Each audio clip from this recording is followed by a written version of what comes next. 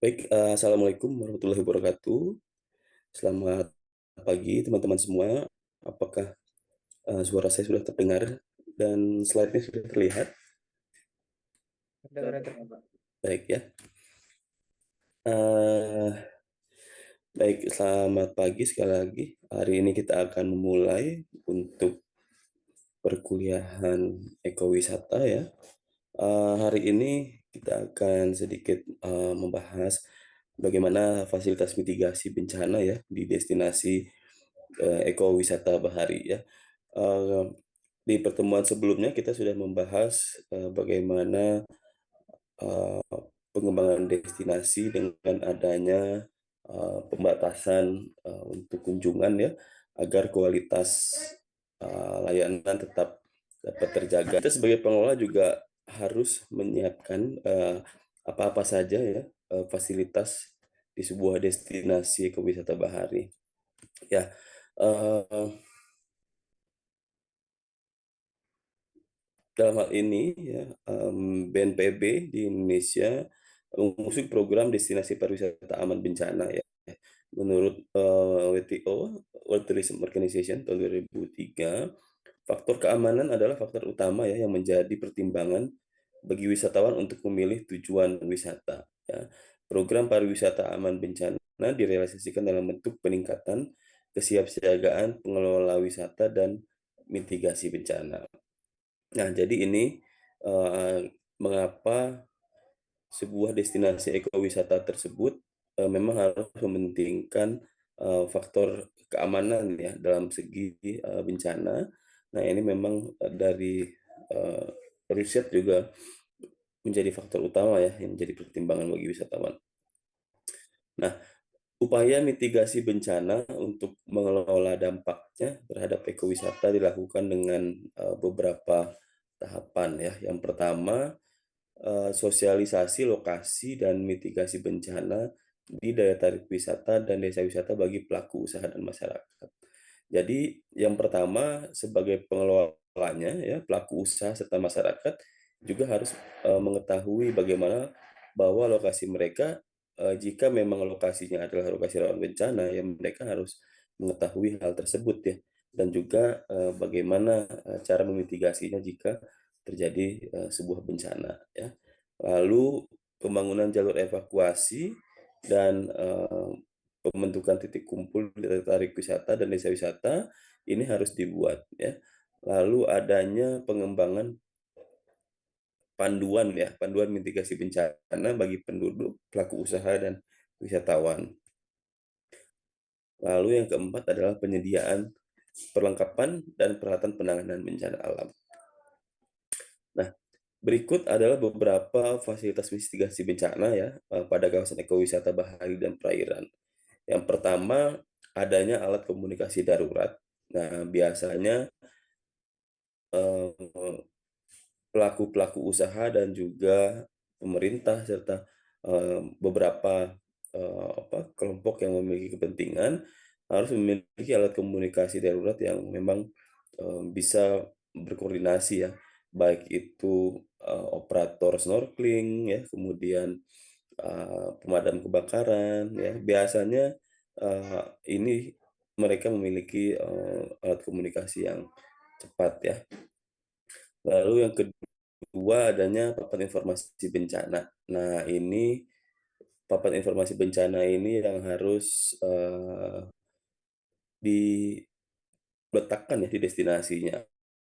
Seperti rambu titik kumpul, rambu jalur evakuasi ya. Kemudian beberapa lokasi jika memang berbahaya kita harus meletakkan ya papan informasi bencana seperti tidak tidak melakukan berenang di area sekitar rambu ya, kemudian larangan berkemah di area sekitar rambu ya. Nah, ini eh, menjadi hal yang sangat penting ya dalam pengembangan destinasi wisata ya. Mungkin untuk di pulau-pulau kecil ya banyak orang yang ingin bertujuan berkemah. Nah, ini harus tahu ya sampai mana batasan dia maksimal mendirikan tenda misalkan ya. Nah, jadi hal-hal kecil itu pun tetap ya tetap harus kita terapkan ya dalam pengembangan sebuah destinasi pariwisata. Sirine tsunami jika memang, destinasinya memang daerah yang berpotensi tsunami, nah ini juga harus dipastikan bahwa sirine tsunami ini, mmm, ada ya dan memang, layak dan, harus dilakukan tes biasanya dalam kurun waktu tertentu. Nah, alat komunikasi darurat, yang efektif dan mudah, yang sederhana ada HT ya, ini biasanya pasti tahan air, kemudian alat komunikasi darurat ada, radio ya. Radio ini biasanya juga akan bisa, berkomunikasi dengan HT ini ya, jadi nanti pakai saluran tertentu. Nah, ini bisa berkomunikasi dari darat dan juga ke tujuan di, kapal-kapal ya, kapal-kapal yang memang sedang membawa wisatawan. Lalu, eee, paparan informasi bencana yang lainnya yang, banyak sekali sebenarnya ini bisa teman-teman, terapkan dengan kondisi daerah masing-masing ya. Misalkan, rawan gempa ya, misalkan di daerah, Nias ya, di Nias sana kawasannya Kepulauan Nias memang, rawan gempa gitu. Jadi ini pastikan bahwa, papan ini tetap ada ya. Kemudian, eee, misalkan destinasi ekowisatanya merupakan destinasi dengan, kondisi yang rawan bencana tsunami ya. Nah itu juga tetap ada ya, tetap, dipasangkan. Kemudian banjir juga ya, tetap ada. Mungkin beberapa destinasi, wisata ekowisata bahari biasanya jarang ya ada, bencana banjir, tapi pernah ya terjadi. Setahu saya di Pulau Nusa Penida itu nampaknya tidak akan mungkin ya terjadi banjir, tapi ternyata ada saja ya banjir yang, terjadi di pulau yang tidak terlalu besar gitu, seperti Nusa Penida. Nah, ini tadi, lalu seperti larangan membuang korek api dan puntung rokok juga, jika memang kawasannya adalah kawasan kering dan berisiko terjadi kebakaran, nah itu juga tetap harus diterapkan ya. Nah, fasilitas mitigasi bencana, lainnya yang harus diterapkan di kawasan ekowisata bahari adalah rambu titik kumpul ya. Bagaimana, rambu-rambu ini diharapkan dapat meminimalisir jika terjadi suatu bencana. Jadi titik kumpul ini untuk mempermudah evakuasi agar wisatawan ataupun masyarakat, dapat terhindar dari, bencana yang terjadi di sebuah destinasi ya. Ini titik kumpul biasanya di area yang cukup luas, terbuka, dan biasanya tidak tertutup oleh pepohonan ya. Bisa di halaman, alun-alun misalkan ya, ataupun misalkan di, eee, daerah lainnya yang memang, ya dinilai sangat aman ya.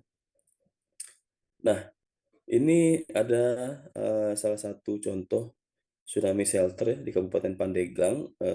Kabupaten Pandeglang merupakan salah satu destinasi, wisata bahari juga ya, yang mana kawasan ini memang menjadi kawasan yang berisiko untuk, bencana tsunami ya. Nah, pembangunan shelter juga menjadi salah satu, ini ya, langkah agar, destinasi ini juga tetap, nyaman untuk wisatawan.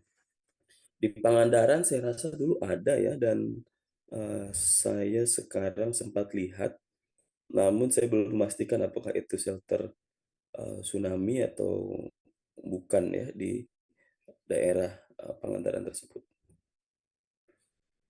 Nah ini, jika kita melihat, eee, secara lebih jauh ya, jadi memang, daerahnya tidak terlalu dekat dengan pantai karena, jika terlalu dekat memang juga masih memiliki dampak dari bencana, jika terjadi tsunami ya.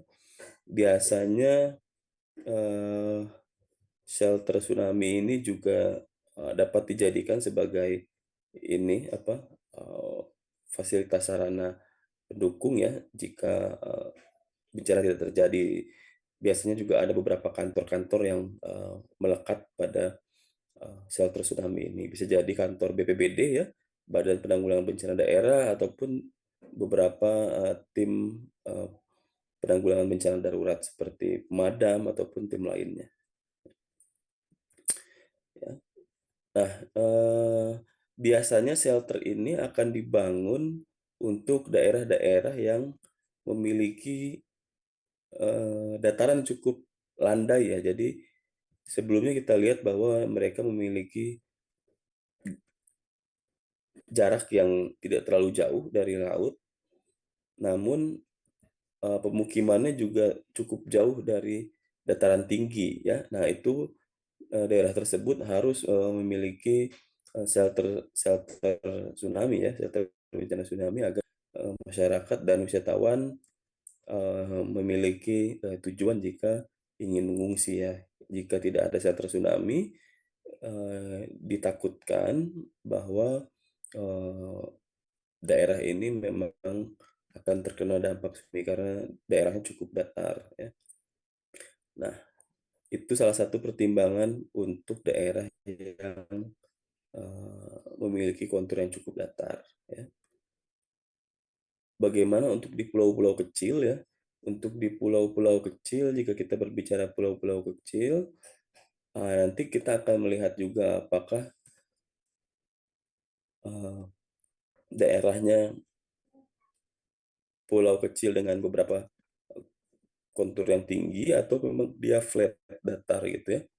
Namun memang secara keseluruhan pulau-pulau kecil biasanya eh,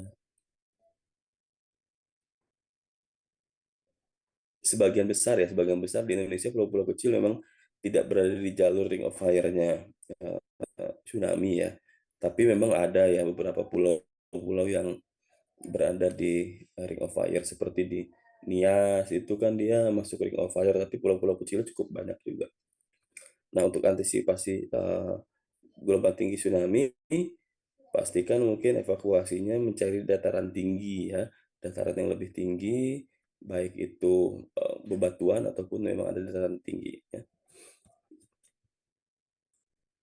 Nah, lalu ini ada kriteria lokasi penempatan rambu titik kumpul ya.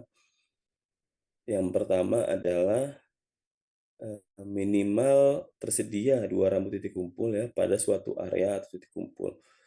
Jumlahnya dapat lebih banyak tergantung dari luasan titik kumpulnya. Jadi misalkan ada satu area luas ya yang akan dijadikan lokasi titik kumpul, maka ada dua rambu minimal yang harus disiapkan.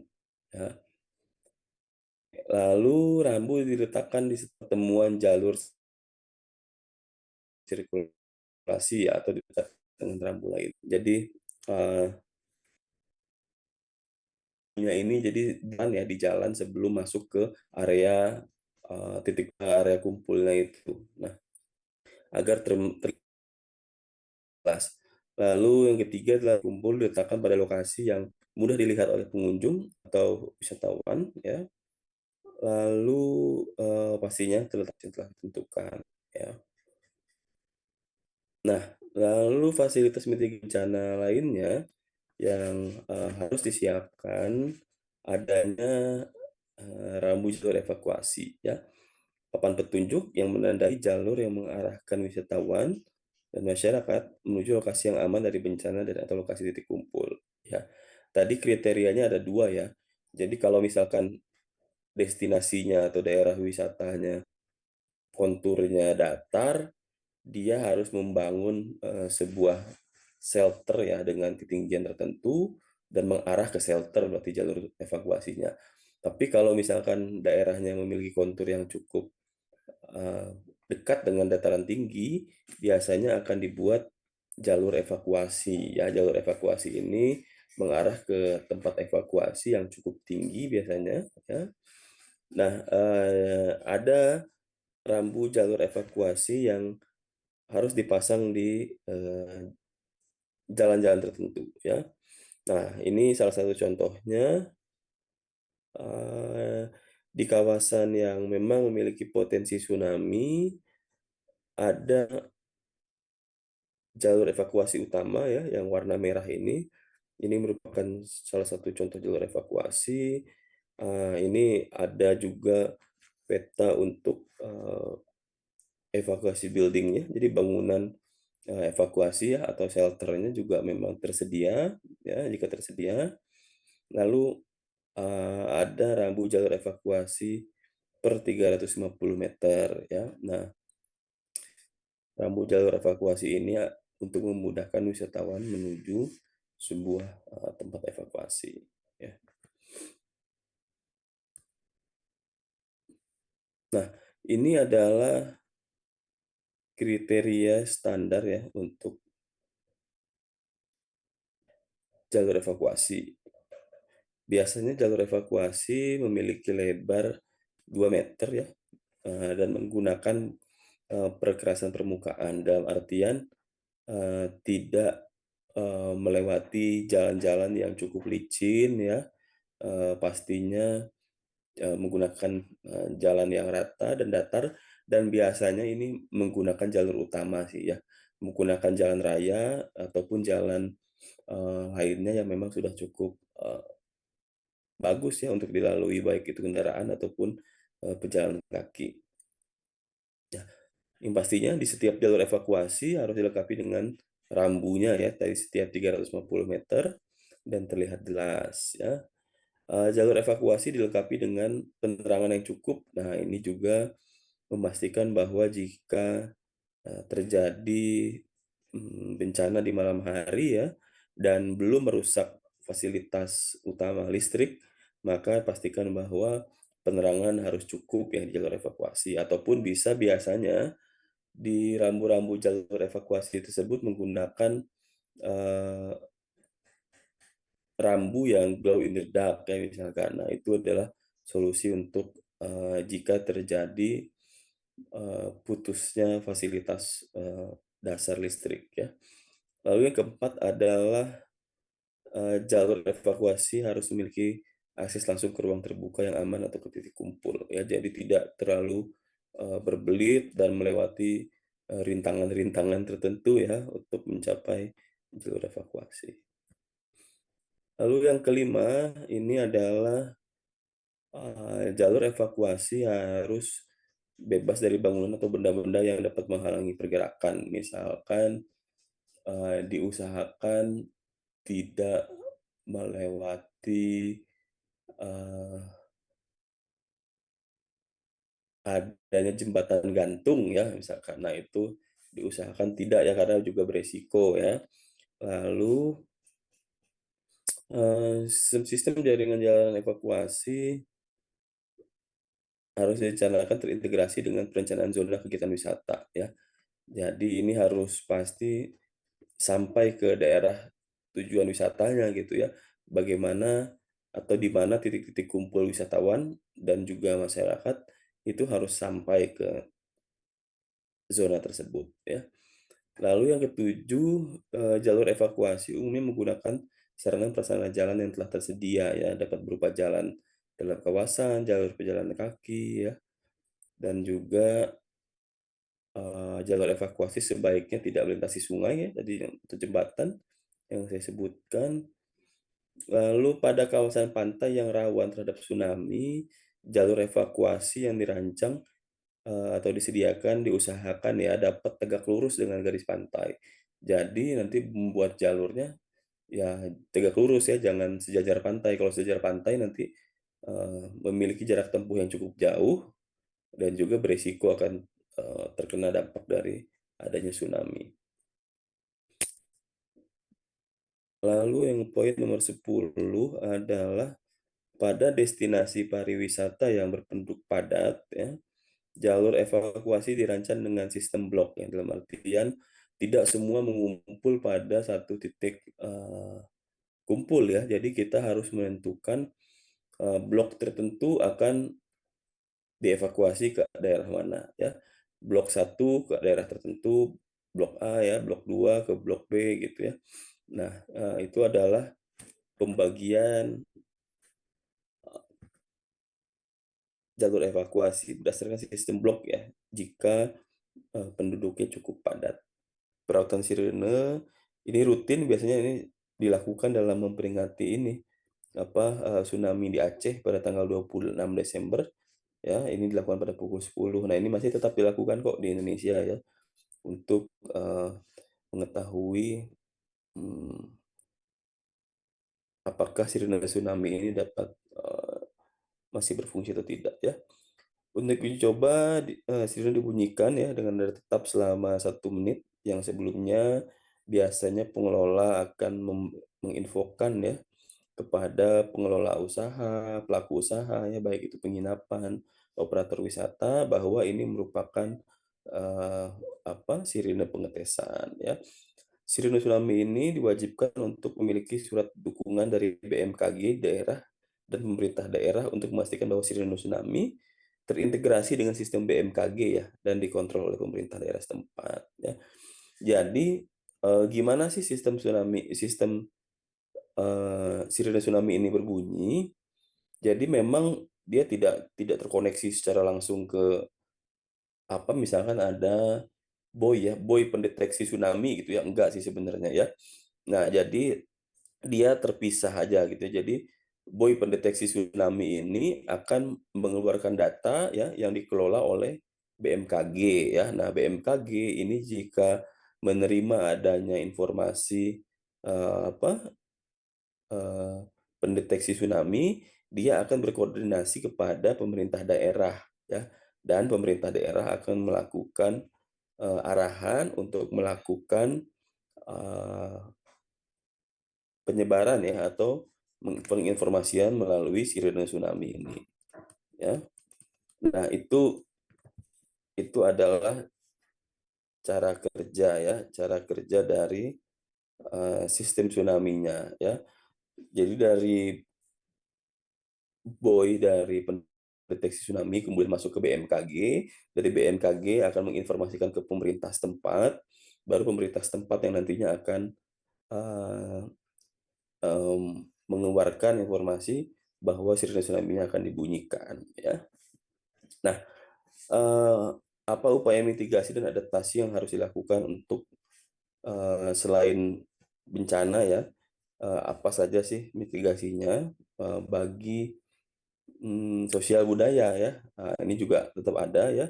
Jadi tidak hanya mitigasi bencana, untuk mitigasi dampak akibat pariwisata juga kita harus menekankan juga ya dalam pengembangan destinasi wisata. Bagaimana pengembangan wisata juga harus menggerakkan sadar lingkungan ya di desa wisata dan sekitar daya tarik wisata. Jadi tidak hanya bencana alam, baik itu sosial budaya juga tetap harus dipertimbangkan. Lalu adanya sosialisasi norma sosial, budaya, dan agama yang berlaku di masyarakat kepada para pelaku usaha dan wisatawan ya. Bagaimana aturan-aturan dan batasan yang boleh dilakukan di kawasan tersebut. Lalu tata tertib bagi pengunjung dan pelaku usaha ini juga harus tetap dipatuhi bersama dan disepakati. Yang lalu adanya penerapan pengelolaan pengunjung ya, ini yang kemarin kita bahas. Jika ada carrying capacity ya, jumlah pembatasan. Nah, ini eh, diterapkan. Lalu yang terakhir adalah penyelenggaraan program dan penyediaan fasilitas untuk mendorong wisatawan berinteraksi dengan masyarakat dan berkontribusi terhadap pelestarian lingkungan. Ya, pastinya ini konsep ekowisata ya.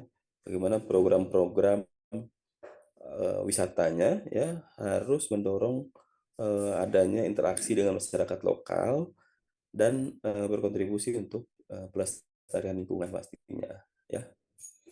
Baik, ya itu yang bisa saya sampaikan ya pada teman-teman untuk hari ini.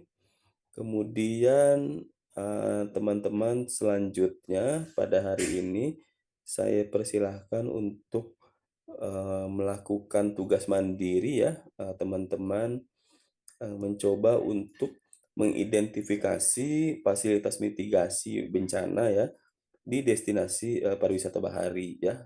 Nah, jadi teman-teman bisa melakukan identifikasi apakah fasilitas mitigasinya untuk bencana sudah cukup baik ya ataupun, masih ada kekurangan. Teman-teman bisa searching dari Google Maps ya atau Google View ya, nanti apakah di daerah sana juga sudah, ada atau belum ya.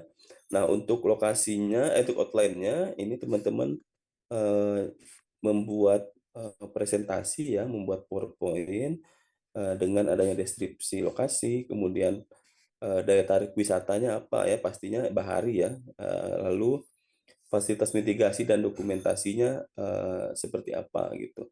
Apakah di kawasan, Pulau Nias misalkan di pulau tertentu ya, apakah, eee, sudah ada jalur evakuasi atau belum ya? Lalu, permasalahannya apa? Mengapa? Jika, belum ada, masalahnya apa ya? Lalu solusinya, seperti apa nih ya dalam pengembangan, eee, destinasi wisata tersebut ya?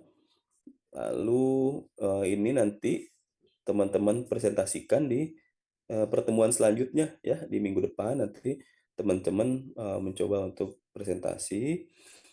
Kelompoknya, totalnya nanti coba dibikin sekitar 10 kelompok ya, 10 kelompok silakan teman-teman membuat, 10 kelompok, kemudian dipresentasikan di minggu depan ya.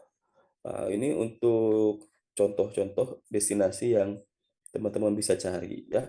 Jadi kalau bisa lokasinya jangan yang ada di Pulau Jawa saja ya. Jadi kalau bisa di seluruh Indonesia, kan teman-teman ada 10 kelompok ya. Nanti mungkin, eee, di masing-masing pulau besar aja ya. Di Jawa mungkin, 1 destinasi ya, yang 9-nya itu di pulau lainnya. Misalkan di Sumatera ada 2 kelompok ya, di Kalimantan 1 kelompok ya, di Sulawesi 2 kelompok, di Maluku 2 dan di, Papua 2 ya, itu. Di Jawa 1. Jadi totalnya 10 ya. Nah, nanti silahkan teman-teman memilih destinasinya misalkan seperti Pantai Nembrala di Pulau Rote ya, dia di NTT ya. Nah, dia merupakan salah satu destinasi wisata surfing ya. Nah, ini, bagaimana ya dalam pengembangan, eee, mitigasi bencananya ya. Eee, itu gambaran untuk teman-teman pada hari ini. Ada yang ingin ditanyakan terlebih dahulu untuk Izin tugas saya Pak, gimana? untuk tugasnya sendiri, dikumpulkannya ke mana ya Pak? Dan apakah ada tenggatnya tersendiri sebelum presentasi Pak? Ada apanya? Maaf? Tugasnya sendiri ada tenggatnya nggak Pak sebelum Oh, presentasi Pak? waktunya ya. Iya, Waktunya nanti kalau bisa 2 hari sebelumnya aja ya, berarti hari apa nih? Sekarang hari Kamis kan, berarti hari, Selasa ya, Selasa depan ya, pukul berapa Pak? pukul 12 siang saja, ya. Iya Pak.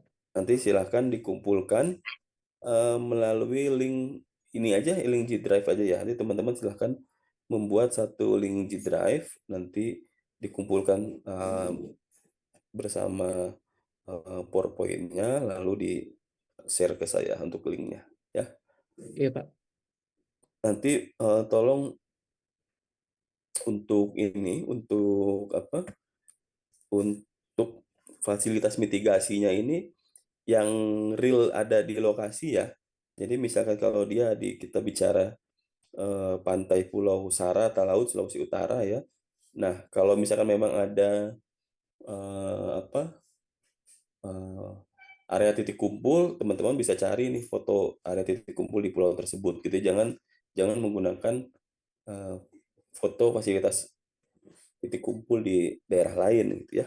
Kita kita sama-sama coba untuk melihat bagaimana sebenarnya kesiapan ya, kesiapan destinasi-destinasi ekowisata bahari di Indonesia dalam, memitigasi bencana alam, ya. Baik, saya rasa itu, ya. Baik, ada yang ingin ditanyakan lagi? Cukup?